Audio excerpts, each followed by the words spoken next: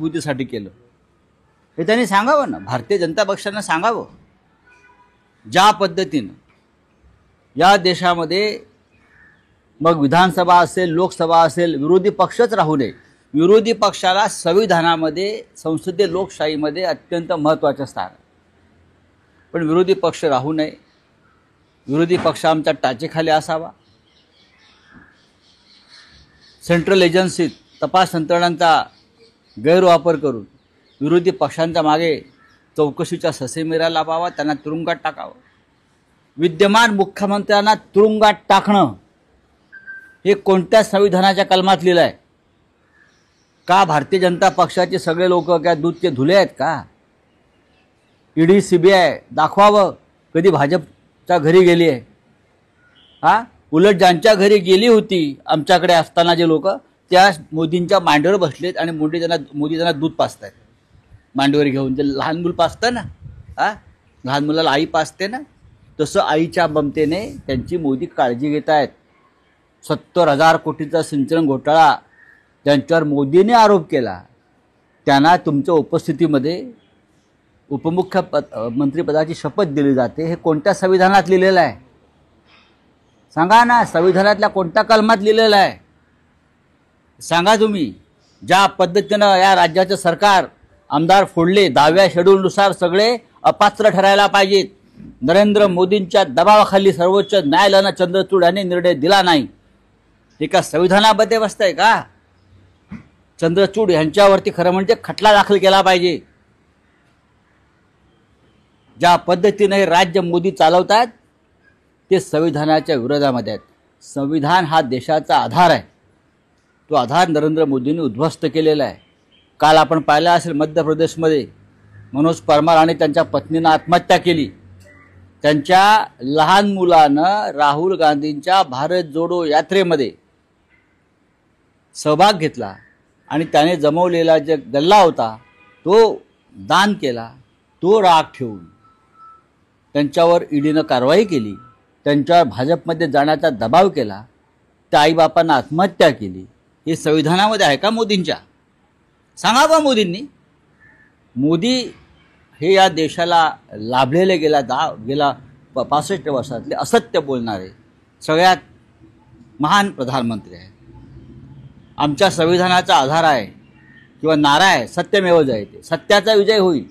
पण गेल्या 10 वर्षामध्ये फक्त असत्याचा विजय करण्याचं काम मोदी काळात झालेलं आहे. हा मोदींचा नवीन संविधान करता कोणी असेल तर तो गौतम अडाणी आहे. त्यांना गौतम अडाणीला जे विरोध करतात ते संविधान विरोधी आहेत हे मोदींना सांगायचं आहे. का उपकार केले का? उपकार केले का? 370 कलम हटवून काय देव लावले काश्मीरमध्ये? आजही काश्मीरमध्ये जवानांच्या हत्या होत आहेत. आजही काश्मीरमधला तरुण बेरोजगार आहे. नवीन उद्योग आला नाही. आजही तिथे सैन्याच्या ताकदीवरच राज्य सुरू आहे. 370 कलम हटवलं सांगताय कोणाला? ठीक आहे हटवलं. पुढे काय? मणिपूरला जाऊन दाखवा. काश्मीरचा विषय संपलाय. तेच कसलं भजन करताय? हिम्मत असेल तर काश्मीरला जाऊन दाखवा आणि गौतम अडाणीला सांगा की काश्मीर मणिपूरमध्ये एखादी प्रॉपर्टी घ्या सरकारची आणि तिथे उद्योग काढा. आहे गौतम अडाणीची हिम्मत?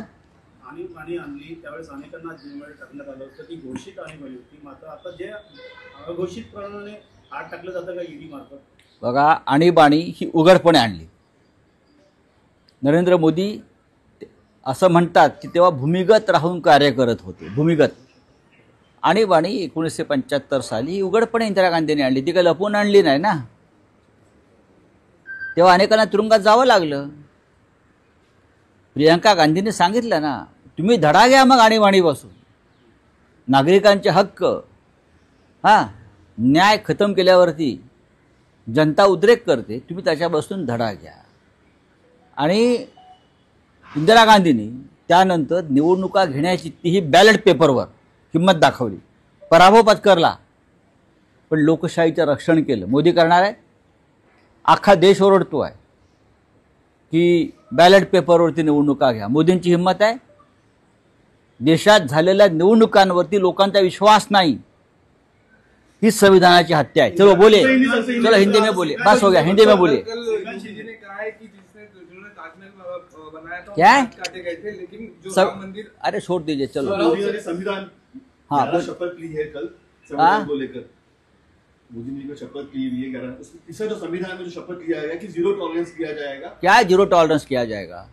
भ्रष्टाचार को लेकर. पर लेकिन महाराष्ट्र में जिस तरीके से अजीत पवार कभी बोला है मोदी जी ने ये? तीसरा ये सर तीसरा शपथ था उनका सर, ये चीज को लेकर कहाँ था, कहाँ लिया शपथ? सब कहा गया था उनकी तरफ से कि मैं अरे zero छोड़ tolerance दीजिए, दूंगा, वो सर. पुरानी खबर है. अपन पहला संसद राज मंत्रिमंडल मराठी में हो गया है, हिंदी के बाद अगर कुछ होगा तो मुझे बताइए. कौन है हिंदी? सावरकर को लेकर एक बार फिर से चर्चा हुई कल सदन में, जहां एक तरफ कहा गया कि सावरकर जी जो है टू नेशन थियरी, जिन्ना जी नहीं, सावरकर जी जो है वो टू नेशन थियरी चाहते थे. कौन बोल रहा है ऐसा? सर तमिलनाडु के एक एमपी उनके दोस्त बात ऐसी है, ये पुरानी बातें हैं. 50-50, 60-60 साल पहले उस स्थिति में जो बात कही थी, वो जो लिखी थी, आप 70 साल के बाद उसके ऊपर चर्चा करते हो. देश को आगे लेके जाना है ना.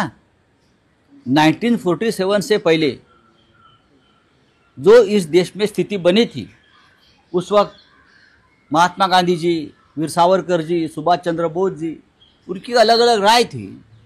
अब वो भूल जाना चाहिए. अब देश को आगे लेकर जाना है ना, तो भूल जाना चाहिए. नरेंद्र मोदी जी ने कल संविधान की बात की. नरेंद्र मोदी के मुंह से संविधान रक्षा की बात ठीक नहीं लगती. मोदी जी के कार्यकाल में 10 साल में दर दिन संविधान की, लोकतंत्र की, न्यायालय की, पार्लियामेंट की, जनता के अधिकारों की हत्या और हनन हुआ है. और आप संविधान रक्षा की बात करते हैं. आप इमरजेंसी, आपातकाल की बात करते हो. कौन सा आपातकाल? 1975 की स्थिति अलग थी. अब आपको 1975 भूलकर 1914, 1914 से जो आपातकाल इस देश में लगा है 10 साल, इंदिरा जी का आपातकाल 19 महीने था, 19 मंथ था, ज़्यादा से ज़्यादा 2 साल आप पकड़िए.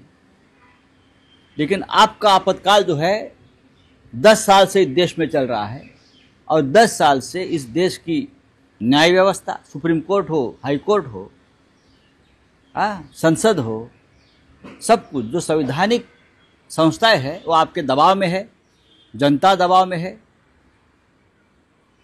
लोग आत्महत्या कर रहे हैं आपके डर से. भाई, लोग आत्महत्या कर रहे हैं.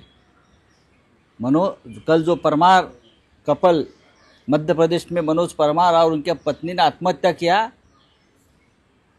सदोष मनुष्य वध का जो अपराध है वो प्रधानमंत्री के ऊपर लगना चाहिए. ये ईडी, सीबीआई केंद्र सरकार के कंट्रोल में आती है. और जिस तरह से आपने दबाव बनाकर एक ऐसे दंपत्ति को आत्महत्या करने पर मजबूर किया है, सुसाइड नोट पढ़िए. ये सीधी जिम्मेदारी नरेंद्र मोदी जी के ऊपर जाती है, अमित शाह जी के ऊपर जाती है. उनके ऊपर सदोष मनुष्य वध का अपराध मुकदमा होना चाहिए. निर्मला सीतारामन के ऊपर होना चाहिए. उनका बच्चा भारत जोड़ो यात्रा में या न्याय यात्रा में राहुल गांधी जी से मिलता है, अपना गुल्लक देता है.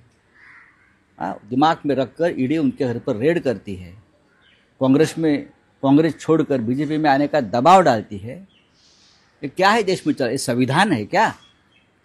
आप संविधान पर बात करते हो? कौन सा संविधान आप चला रहे हो इस देश में? आपका खुद का संविधान? आपका संविधान सिर्फ गौतम अडानी के लिए. आप संविधान नया लिखना चाहते हैं गौतम अडानी के फायदे के लिए, देश के लिए नहीं. लेकिन हम ये होने नहीं देंगे, हम लड़ते रहेंगे. Thank you. आपका क्या? मोदी जी ने कहा है भ्रष्टाचार को लेकर जीरो टॉलरेंस किया जाएगा. तो सबसे पहले अजीत पवार को पार्टी से निकालिए.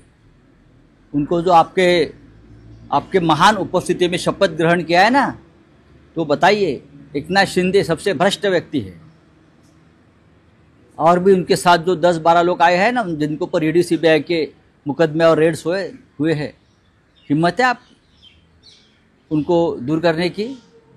अभी आपका जो 56 इंच का सीना है, उस सीने से पूछिए कि मेरे आसपास कितने भ्रष्ट लोग हैं. सबसे पहले तो गौतम अडानी को आप टॉलरेट कर रहे हो.